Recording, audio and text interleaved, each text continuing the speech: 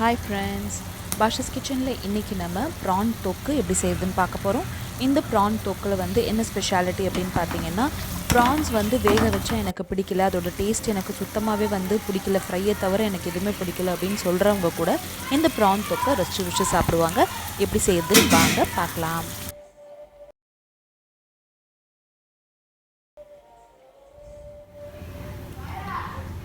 இந்த prawn thokku செய்யறதுக்கு நான் ஒரு panல கொஞ்சமா எண்ணெய் விட்டுருக்கேன்.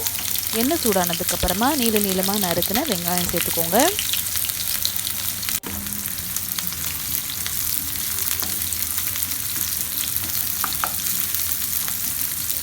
நல்லா வதங்க விடுங்க இந்த எண்ணெயில. ஒரு 200 ல இருந்து 250 கிராம் இருக்கும் இந்த prawns. இதுக்கு வந்து நான் ஒரு பெரிய சைஸ் இந்த மாதிரி வெங்காயம் ஒன்று எடுத்துருக்கேன். இந்த prawn thokkuக்கு நம்ம வந்து பச்சை மிளகாயை இந்த மாதிரி குட்டி குட்டியாக நறுக்கி சேர்த்துக்கணும். ஒரு பச்சை மிளகாவை இந்த மாதிரி குட்டி குட்டியாக நறுக்கி சேர்த்துட்டு அதையும் நல்லா எண்ணெயில் வதங்க விடுங்க.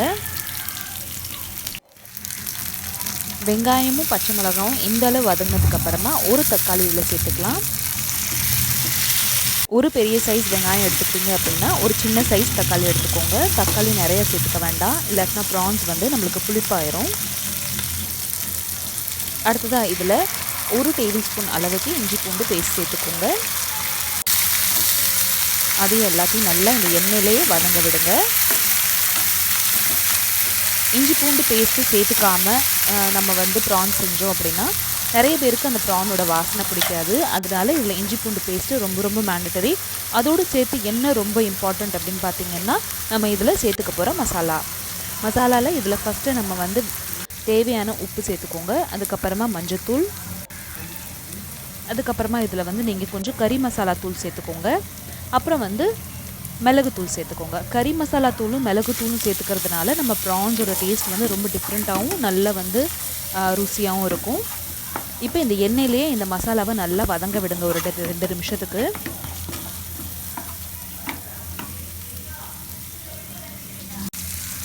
இதுக்கப்புறமா நம்ம ஃப்ரெஷ்ஷாக எடுத்து வச்சுருக்கிற ப்ரான்ஸை சேர்த்துருங்க. ஸோ ப்ரான்ஸ் செய்யும்போது எப்பயுமே வந்து இந்த 2 விஷயத்தை கண்டிப்பாக வந்து சேர்த்துக்கோங்க. இஞ்சி பூண்டு பேஸ்ட்டு, அதோடு சேர்த்து கறி மசாலா தூள். இந்த கறி மசாலா தூளும் இஞ்சி பூண்டு பேஸ்ட்டும் சேர்க்கறதுனால நம்மளுக்கு ப்ரான்ஸோட வாசனையெல்லாம் போய் நல்லா டேஸ்டியாகவும், ப்ரான்ஸ் எனக்கு வந்து தொக்கு செஞ்சால் பிடிக்கல அப்படின்னு சொல்கிறவங்க கூட நல்லா ரசிச்சு சாப்பிடுவாங்க. கண்டிப்பாக ட்ரை பண்ணி பார்த்துட்டு சொல்லுங்கள். ஒரு 5லேருந்து 6 நிமிஷம் வேக வச்சிங்கன்னா போதும். மூடி வச்சு பாருங்கள், நம்மளோட ப்ரான்ஸ்லாம் வெந்துருச்சு. ப்ரான்ஸ் வெந்துருச்சுன்னா இந்த மாதிரி நம்மளுக்கு சுருண்டுரும். அவ்வளோதான், நம்மளோட ரெசிபி ரெடி ஆயிடுச்சு. கண்டிப்பாக ட்ரை பண்ணி பார்த்துட்டு எப்படி வந்துச்சுன்னு சொல்லுங்கள். இந்த வீடியோ உங்களுக்கு பிடிச்சிருந்துச்சுன்னா இந்த வீடியோக்கு லைக் கொடுங்க. சேனல் ஃபஸ்ட் டைம் பார்க்குறீங்கன்னா கண்டிப்பாக சப்ஸ்கிரைப்.